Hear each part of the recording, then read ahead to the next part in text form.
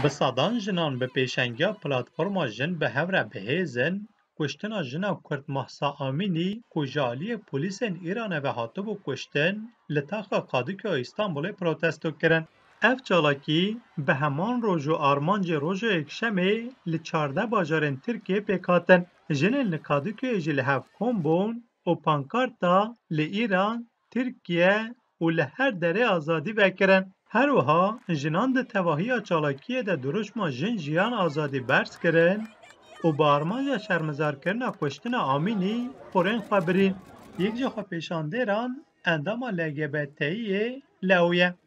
Leo dibêje ku ew tenê dixwazin bi awayekî azad bijîn. Biz sadece özgürlük istiyoruz. ام تن آزادی دخوازین لی برانبر و آمد گجنو مبدنگ دهیلن او لجم دایک و بابان که جنوان دگرن و دبن و اندامن LGBTQ آنجی دکوژن شرمینج برسترانا برای آزادی هاد گردن کی منه حال ایران به پارزه اگر پولیس مبکوژن امجیک آلیکاریه بخوازین اگر ما خیشگامون با من چکر با گلو من همی جانا خو بگیریه در واس کر با Mîlat aktarî ji xwepêşandareke ji Îranê ku ew ev 6 salan li Tirkiye dijî. Aktarî ji diyar dike ku ew ji bo deng û piştgiriya xwepêşandarên Îranê li vê qadê ye. Özgürlük.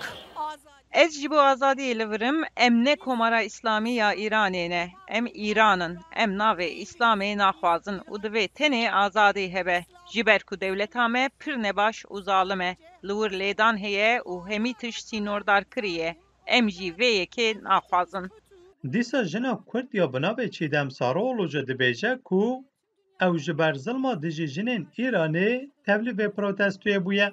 Şu an burada da zulüm. Niha li vir zulm heye û polîsên Tirk em di qatekî biçûk de snûrdar kirin. Ev snûrdarkirina jinan tundî ye û em şermezar dikin. Em li vir li cem xuşkên xwe yên Îranî ne û em ê bi hev re rojê bibin Îranê. Hêjayî gotine ku hefteyên borî jî bi heman armancê li İstanbulê xwepêşandan pêk hatibûn.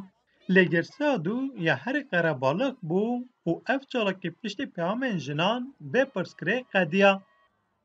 Min botanî, Deng Amerîka, İstanbul.